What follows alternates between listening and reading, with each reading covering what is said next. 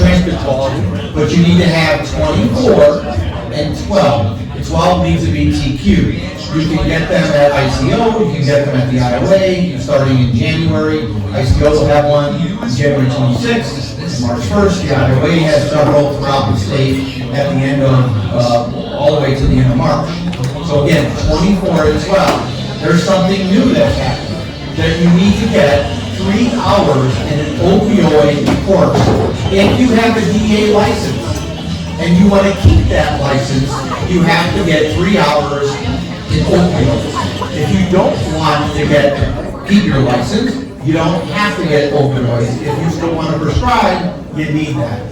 Every one of us needs to get 1 hour of sexual discrimination. That's all professions. This was not something that the IOA or our state board wanted. This was coming from the governor and the General Assembly.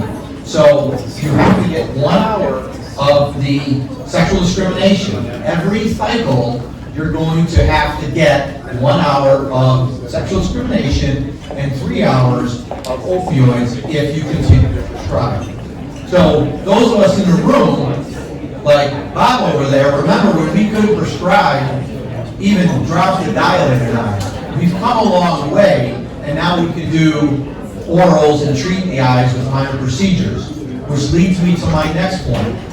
Those of us who co-manage, especially if you co-manage with 1 day post-op, or for that matter 1 week or 1 month, you have to, there's no doubt about this, you have to send those records back to that surgeon. If you don't, you're exposing risk to your surgeon and to you. And when there's new federal programs, MIPS, which I'm not going to go into what MIPS stands for, but you need, if you're co-managing, you have to send that data back to the referring surgeon. So if you get audited or they get audited, you have the information so everyone is protected. There are individuals across our landscape who may not be as friendly to optometry as we would like to believe. Those individuals are, to quote something from individuals who we know are not necessarily friendly, they're making anonymous complaints that optometrists are not doing that, and then everyone gets in trouble. So if you do co-manage, please send that data back to that referring surgeon. Final point. I've been around our profession for 30 years, and this coming May, I'll celebrate my 30th year graduating from ICO.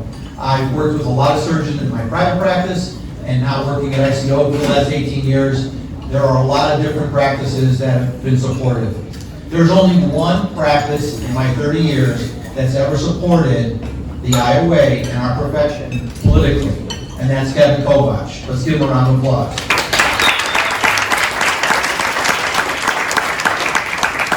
So as the seniors in the room know, when we tried to get expansion of scope, not only did ophthalmology fight us and prohibit us from trying to do that, but then there were some of our colleagues who were neutral. Then there were some who were aggressively supporting us.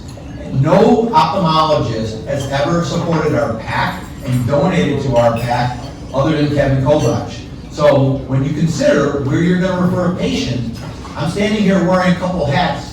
The IOA hat, the ICO hat, and Vince's own hat. A level of support should dictate maybe where you're going to send that patient. Besides Kevin and his partners being excellent surgeons, you know when you send that patient, you're going to get that patient back, and Kevin talks the talk, walks the walk, and supports optometry. Thank you for your time. I'll be around if you have any questions.